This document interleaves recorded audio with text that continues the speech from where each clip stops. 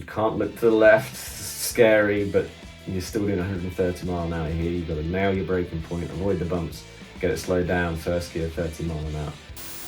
Hey there, I'm Robin Shute, and welcome to this episode of Mastering the Mountain, where you get an inside look into what it takes to make it to the summit of this historic race.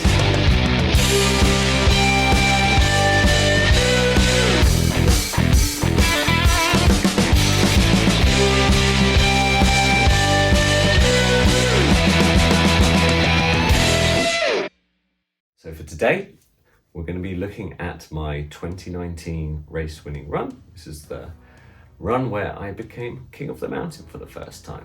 To give you a bit of an explanation of our car, it's a Wolf GB08, which originally was a sports racer, which we have since modified to run on the mountain.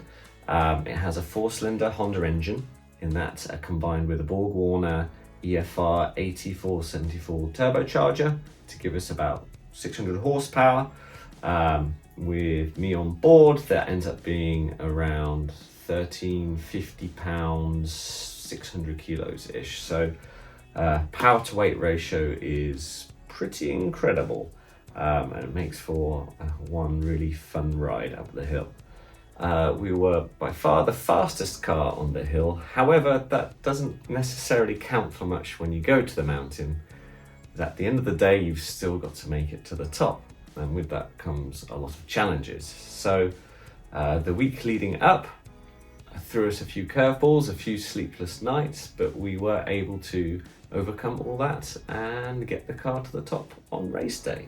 Practice itself wasn't always completely straightforward. On the Tuesday, we had an issue where we knocked off our fuel pressure regulator and spilt a load of fuel into the car and unfortunately onto the mountain. We were very lucky not to have a fire. So on one side, very lucky, that consequences could have been much worse. The other, we lost a lot of running, and actually over the whole month of June, I was only able to complete one full run on the top section of the mountain. So that shows you how volatile and how tricky it is to go and get run time at the top of the mountain. This is a 14,000 foot mountain after all, and if it was easy, everyone would do it, I guess. Let's go to the race run here.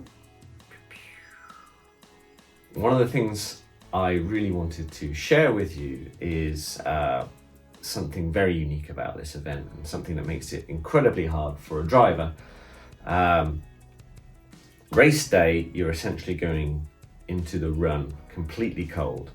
The last time you would have run on the hill was several days previous, in very different conditions, very different atmosphere as well.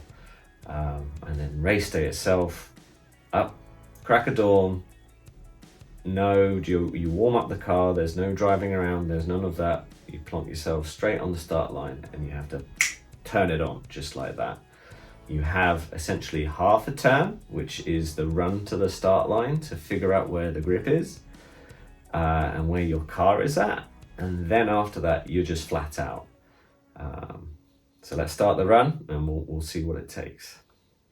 You can see here pulling away. It's not super important to get a really fast start, as you're limited at how fast you can go through this first corner, but once you do the start gantry, you're flat out. First straight, you're almost hitting 140 mile an hour into 120 mile an hour turn. So right away, you're tested with this cold driving. You've got to figure out, can I go and do that speed around that turn? 120 mile an hour is pretty high stakes, but it all works okay in this case. This first section is incredibly fast and flowing. Speed of turns is between about 90 and 130 mile an hour, and you're basically being as pinpoint accurate as you possibly can, taking the straightest line and carrying the most speed. Some of the things you've got to watch out for are the curbs on the side of the road. If you clip one of them, you're going to have a bad time. And also working with the turbocharger and getting it on boost so you're on full power on the exit of the turn. We're now approaching the first straight on the mountain. It's not very straight, but it is the approach to Engineers Corner. There we're hitting speeds almost 150 mile an hour, so incredibly fast, and then a really big braking zone for Engineers Turn. This is where we see actually quite a few accidents on the hill, as drivers are not used to this speed transition for something, for me it's averaging over 100 mile an hour to this first 40 mile an hour hairpin. And straight out of that, on the way up to halfway picnic ground. Fastest point on the course for us. Some very fast turns, almost flat out, up to almost 160 mile an hour in qualifying. A few engine issues on race day, went to around 130, 140. It's still incredibly fast. And then this next winding section up to Brown Bush. Brown Bush is the first really tight hairpin on the hill. Now what's really unique about these tight turns is actually how much speed you can carry through them. What you have is a lot of terrain within the turn, of which you create this compression for the car, and you can actually generate a lot of grip through there. So going through into the turn and getting the car rotated and out, you're actually able to achieve higher cornering forces than you would compared to some high speed turns where you'd expect the downforce to create the grip. So these low speed hairpins, again here, using the terrain, generating a peak lateral force of over 2.5 G. It's more than we're seeing in the mid speed turns, which is around 2 G, and similar to the high speed turns at 2.5. So incredible grip from the car, something that you can't, if you're not using the turn in the correct way, you can't actually go and use. So that's definitely one of the big techniques on the hill that I think only a few people really get the knack of. We're at ski ground here, 2 fun hairpins. The second hairpin's actually quite open, mixed between second and first gear, so you've got to pick which gear you want to run there. That left-hander we just went through is actually a very tricky turn because you can go fast around it as a turn, but you've also got to slow down for that next tight right-hander. Going through Sump now, this is a very, very long turn. Again, you're slowing all the way through it, getting that judgment of how much speed you can carry through the start of it, and then slowing the turn down to make the tighter second portion of it. Throughout this portion of the hill, there's actually quite a few very long turns where the car's loaded up for quite a long time. So you've got to make sure you're on the limit of grip, but however you're not sliding too much, because actually you can really hurt the tyres, grain them, and lose grip overall. So it's being patient. We're now in this section between the middle and the bottom, which we don't actually ever get to practice. Very fast turns over 100 mile an hour, and that's bringing you through to Glen Cove. 120 mile an hour and then slowing down over this huge bump. You have to basically just be patient, not try and steer, brake or accelerate through that bump, and once that's back you can then go full gas again through the turn and then up the hill. So this middle section's very different to the bottom section. Bottom section is very fast and flowing. The middle section is punctuated by long straights and hairpin bends. So it takes quite a different technique, and what you've got to focus on is getting the car to the turn, through the turn, out the turn very quickly. Definitely a huge art in doing that. This turn here is very fast right-hander, which I think is Elk Park, is one of the scariest turns on the hill for me. 140 mile an hour, blue sky, no reference points to judge where you need to turn and brake, and then you've got to get the car slowed down for this hairpin turn. Ragged Edge, iconic straight. As a driver, you really get the impression of how exposed you are on the mountain. Again, 130 mile an hour, you can't back off through there, it's flat out. And then here we are on the meat and potatoes of the W's. It's like a roller coaster going left and right.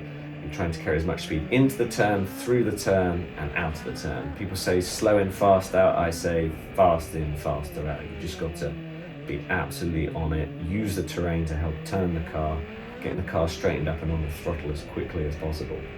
This straight here is actually quite long.